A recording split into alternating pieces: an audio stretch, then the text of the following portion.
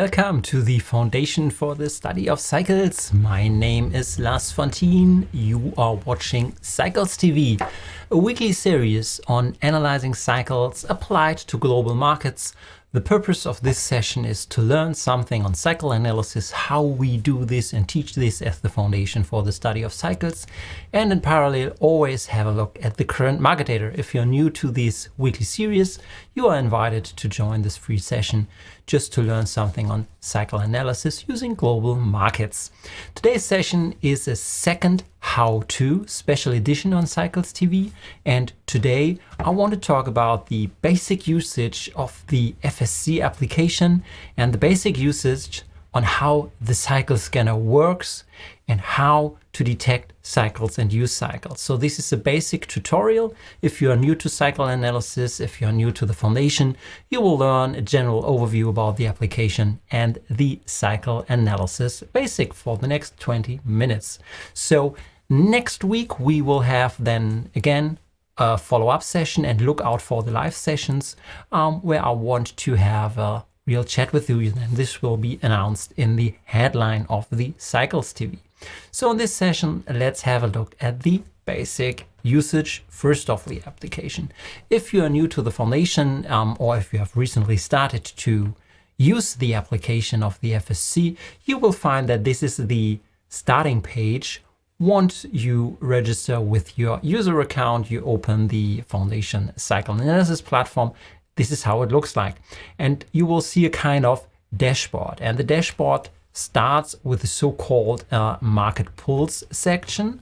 And this Market Pulse section here on top of this list can be configured based on your own needs. We just provide a basic template for this dashboard, but you can reconfigure it really to your own needs. And I will show you in a second how this works.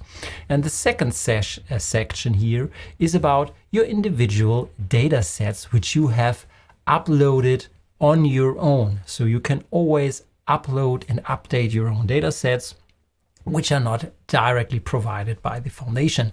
And you have a direct access to this data feeds. So at first you can differentiate your dashboard in different areas or clusters of data. And while just browsing this list here, the dashboard gives you a real update of the latest cycles. It shows you basic information about the current dominant or most important cycle on that data set. That's the purpose of the dashboard. Just a quick reading was the current most important cycle in this data set, showing you the latest data point, which is available here. So in that case, it's from Friday. It also has a readable information about the cycle phase, which is where are we in the up and downs of this cycle. And then it shows you what's the next expected point in time. So in that case, it's a low, and how much bars, in this case daily bars, it is a way into the future. So in 2.5 days, the next low in the silver cycle is expected. That's the easy reading. And then you can browse over your clusters of data set to read the current status of cycles in these data set. So that's the main purpose. You can start with this dashboard as a starting point. It gives you a basic overview about the information. But now the basic usage is you want to fine-tune this dashboard to the symbols you are interested in. So, and that's the I think the first step you should do with this kind of dashboard. Therefore, in the upper right corner here, you see the icon where you can configure your dashboard. So you click on this icon here in the upper right corner, which brings you to the configuration page. And this configuration page now gives you different options to reconfigure how the dashboard should look like. First of all, each area here represents the cluster you have seen at the starting point of the dashboard here. And that's the pre-configured situation. So for example, let's say if you want to rename it, just change the name My Forex Symbols, or make a special cluster if you are just using Euro Forex symbols here. That's it. You don't need to save it. It's saved automatically. So that's the way you have already reconfigured your dashboard. If you jump back to the overview, you will see that the name has already been assigned here. Now this cluster is called Euroforex, which is what we have changed in the beginning. So move over to the dashboard, rename it to whatever you like. So this is the global indices, or let's call this US indices for this update. That's it. We have renamed this cluster. Move over to the dashboard and you see now we have Euroforex, we have US indices. So this is your individual configuration. This is your naming what you want to like. So if you now want to change the symbols or add symbols, that's quite, I hope that's quite intuitive to you. So you can remove items here in this data set, or you can add symbols here from different data feeds, which I have shown and taught in a special session. So for example, if we want to clean up this list, you always get a warning if you are sure. But in this case, we are now removing the symbols here. We want to build our own US indice list. So now, first of all, we've cleaned this up and we can now start to add our own information. Therefore, we need the upper section here. So the upper section of the screen allows you to add individual data feeds. So in this case, I want to add the Yahoo S&P 500 data feed, which is the ID for what Yahoo Finance provides us here. And then the, that's the symbol. So the symbol GSPC is what, in this case, we use the market Yahoo Finance.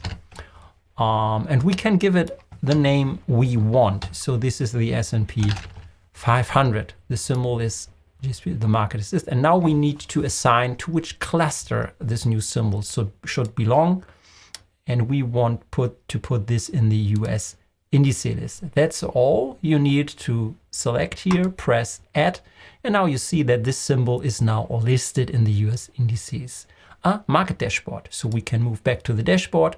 If we click to US indices, we see now that the S&P 500 is here now shown in this dashboard list. That's it. That's the easiest way to configure it. You can remove complete sections here. So if you're not interested in crypto, just remove the full cycles cluster of data sets here, or start to add additional symbols here to confirm what you want to see in a quick view. So you don't need to re-enter these data sets, IDs and names, because this gives you the opportunity, once you have them listed, click your index, and then with a click on the line item here, you will be directly brought to the cycle analyzer page. So if you first of all configure it with the main symbols you are interested in, I would recommend go to the market pool section, configure your own clusters, name the clusters you like, put your indices in from different data feeds.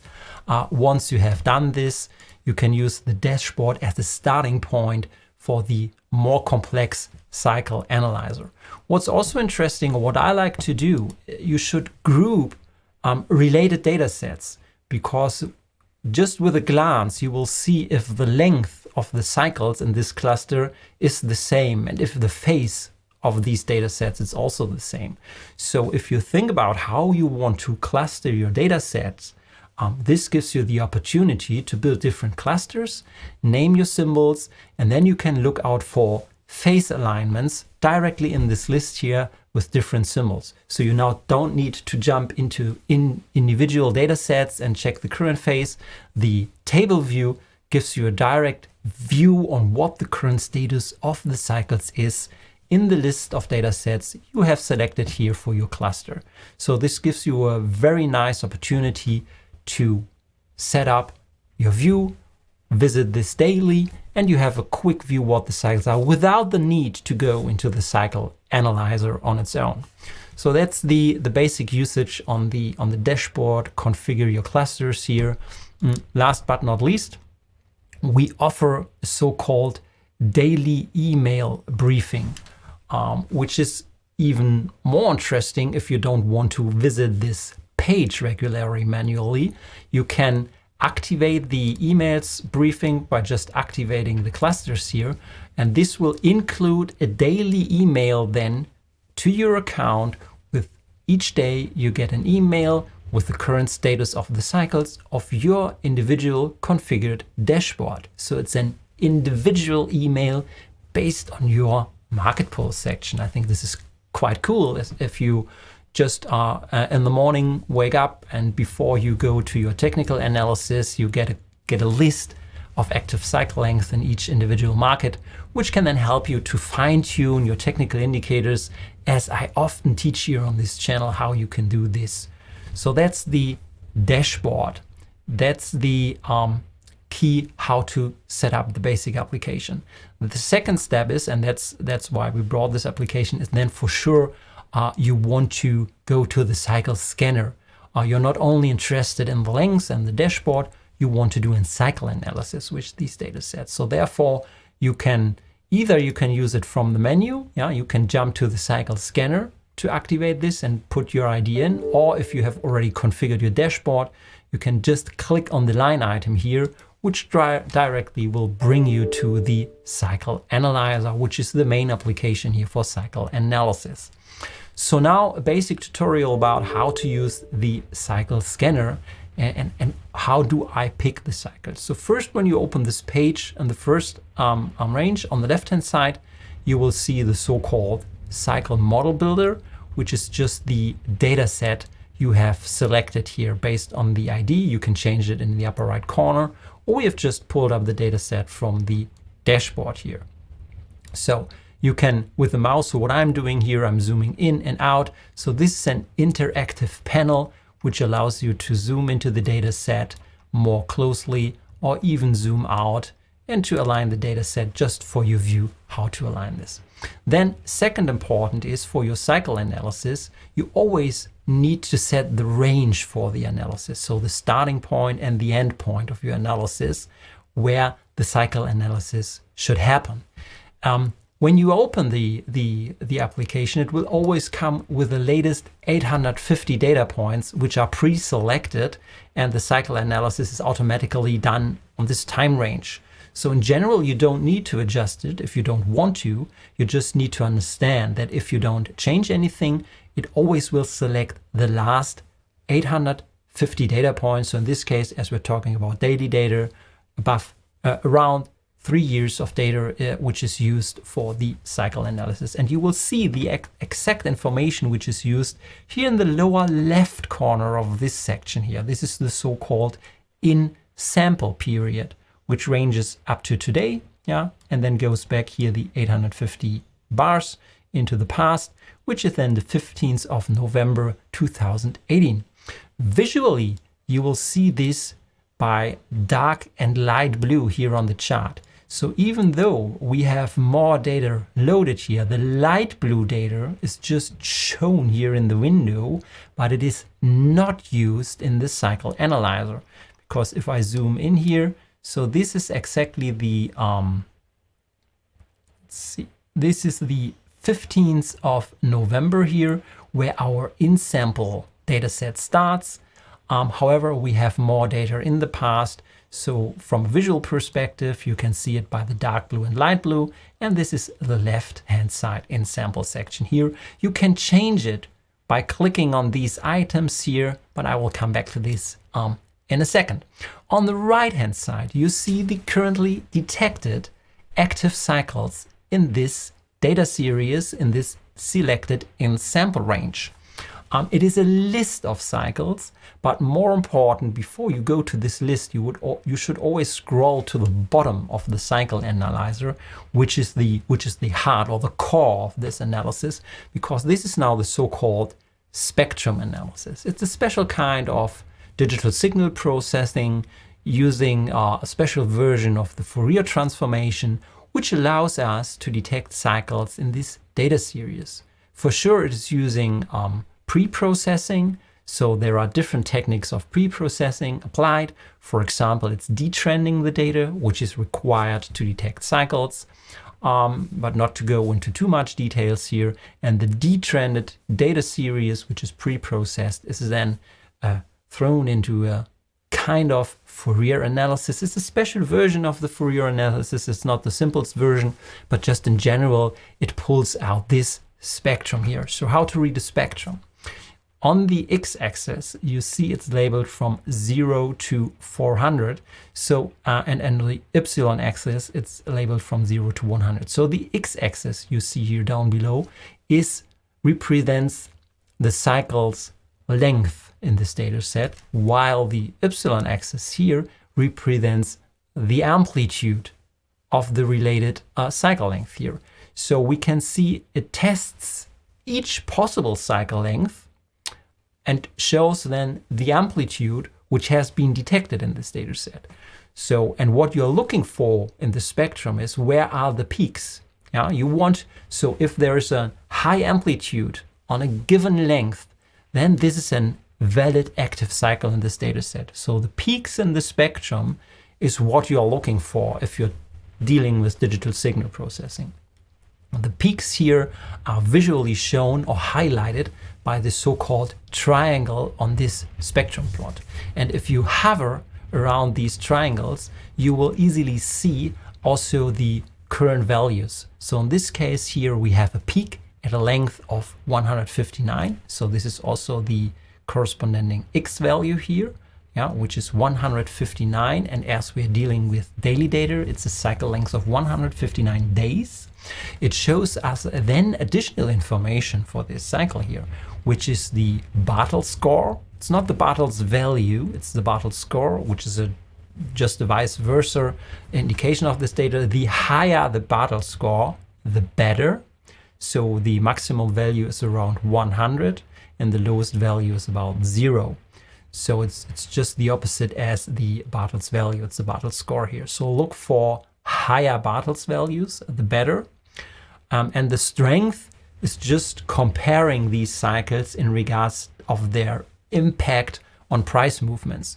So the strength values should not be read as a single value. You need to compare different cycle strengths of the peaks in the spectrum, and then you should select the ones with a higher strength related to the other peaks. And last but not least, a phase indication, which shows you that we don't only detect the cycle length, we also detect the current status of the cycle in regards to where are we at the given point in time, because that's what we want to learn. We not only need the length information, we also need an indication about where we are in the cycle phase. So that's what the spectrum gives us. And then as I've shown the second before, the table is just a list of these peaks here. So it's just a different way to present this information. I would recommend that you always, or if you're a new starter to this, start with a view on the spectrum. Learn to read the spectrum, that you get familiar with these informations about amplitude, length. The peaks should be as clear as possible. So there are also flat peaks, which you can see here on the right-hand side. This won't give you clear information where is the cycle length. This is a flat plateau here. If you have a clear peak with a sharp peak like these ones here, this is what you want to look for. So I would ignore this peak here because the length information, I think we can't trust it. The better the peak, the clearer, and look for high Bartle score. So in that case here, if we hover around this triangle, you see that, I mean, there is a peak with the length information, but as it is a very flat peak, I would ignore this length anyhow. And the Bartle score is also very low. The strength is low, so ignore this peak here in the spectrum. So you can quickly also visually see which cycles to use and not to use.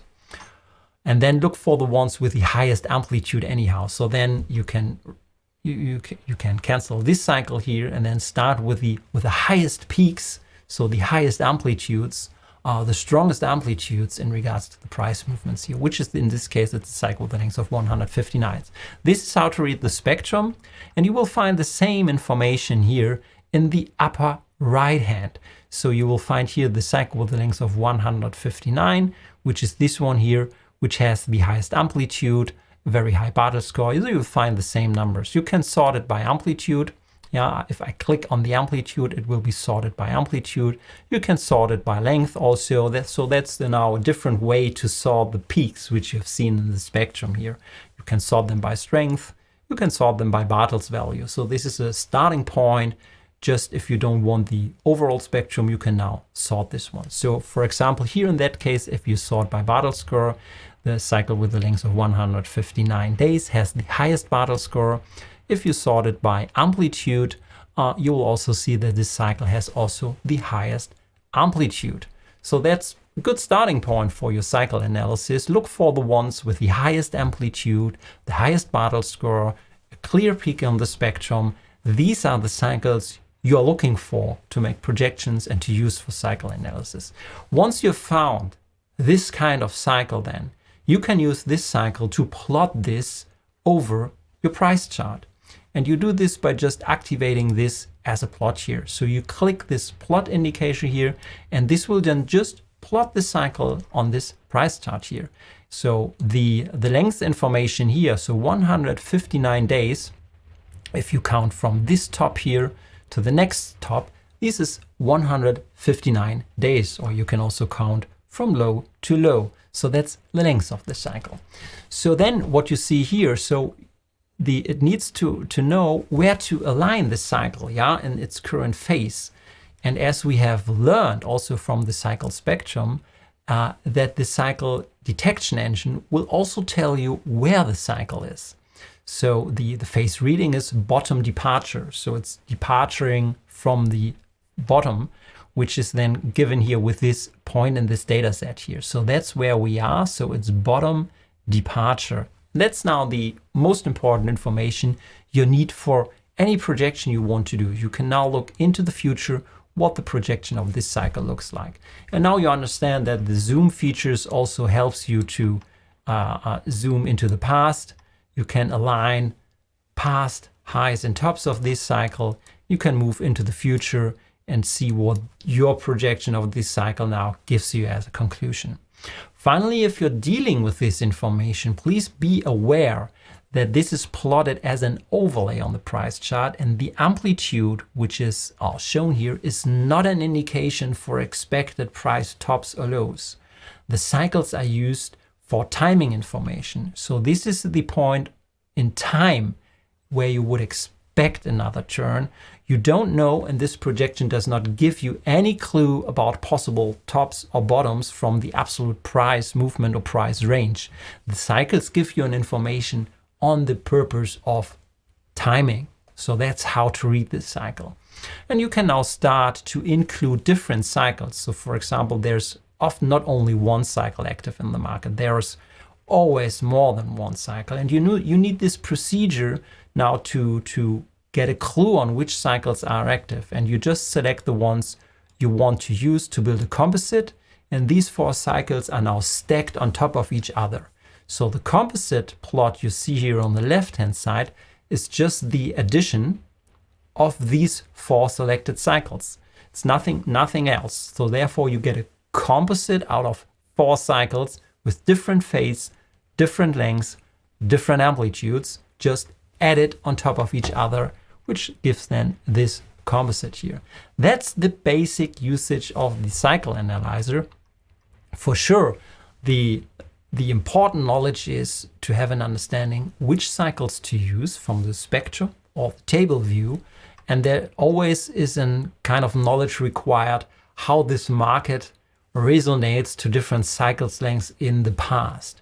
So you should always have an understanding about the past in each data set to get a clue on which cycles to choose and which cycles not to choose. Yeah, but that's today we are just on the basic usage of the cycle analyzer.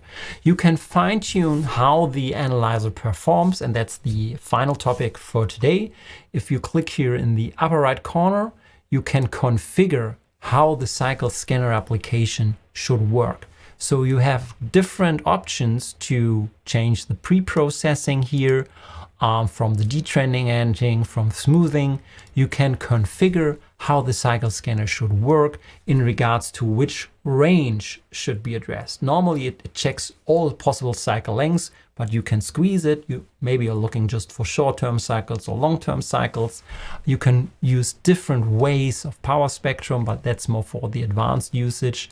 There's an integrated algorithm which allows you to directly detect the dominant cycle. So often you're just interested in the key cycle of this market, maybe not the full spectrum.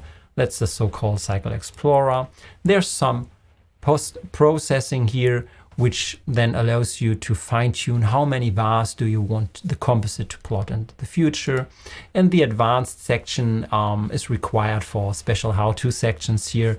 You can plot harmonics of cycles. We can also use auto-composite models to build composite models based on an integrated algorithm, for example, like a nominal Hurst model, which can be used here. We can plot different kinds of energies on these cycles, which I've covered in special sessions already here. And if you know that cycles are not as symmetric as the theoretical sine wave, you can also apply a skew factor if you know what you're doing here. And if you're dealing with intraday data, so for example, if you've uploaded intraday data, it might be interesting how to handle weekend overnight sessions, if they should be filled or not. So this is what the session information allows you. You can save your setting in 2 different profiles, which allows you to quickly, for example, set 2 different profiles, and you don't need to change everything manually. You can very quickly change between these profiles by just clicking P1, P2. Clear then will just remove all cycles here. And then last but not least, because I've started with this information here in the lower left corner, that's the range. So for example, if you want to analyze data from the past, not the current day, you can change the in-sample range of the cycle scanner. First of all, you press once this icon here, which allows you to adjust the in-sample start bar. So once pressed, it goes to dark blue. And now you hover over the data set and you will click at this point in time. It doesn't matter where your cursor is. You just need to select the date where your cycle analysis should start. For example, at this top here, I will now click once here. And now you see that a short arrow confirms that you have selected a new in-sample date. If I want to change the end date, I'll press again the right-hand button here, which allows me to adjust the end of the analysis. So for example, I want to end the analysis on this low here. I just click here and you see another arrow that I've now changed the start and the end page here. Now I need to update the analysis, and therefore I need a third click here on the refresh button, which will update the analysis. Now you see that the dark blue data is a different data set, and yet now you can analyze especially this time frame here, which is just 500 bars. So it's a very short data set, but you could start to analyze this data here with what the cycle analyzer would have shown you in the past. So it allows you also to backtest different points in time with the analysis. And by the way, this helped us anyhow to spot this low here just by this dominant cycle, which I've selected here. So I've just used the basic procedure. I've moved to the spectrum. There's a clear peak in the spectrum with a length of 164. I've selected this cycle here. It shows a current phase low. This plots into the future. As you know, the light blue data is not known by the cycle analyzer. You can use the buttons here to show them in and out, but this should just show you the basic usage of the cycle analyzer, what you can do to analyze in the past and the future, how to use the tables. I hope this gave you a basic introduction about how the application works to fine-tune the dashboard, and also how to use the cycle scanner if you're new to cycle analysis, how this page and application works in selecting cycles for prediction. So thanks for staying here today. The next week, please join me for the next live session, and we will do real live global market analysis. I just needed to pre-record this session here as I'm on a business travel this week. Next time, I will like to meet here live in the Cycles TV for next week. So until then, I hope stay safe, have a nice week, and we will meet next week. Bye. you.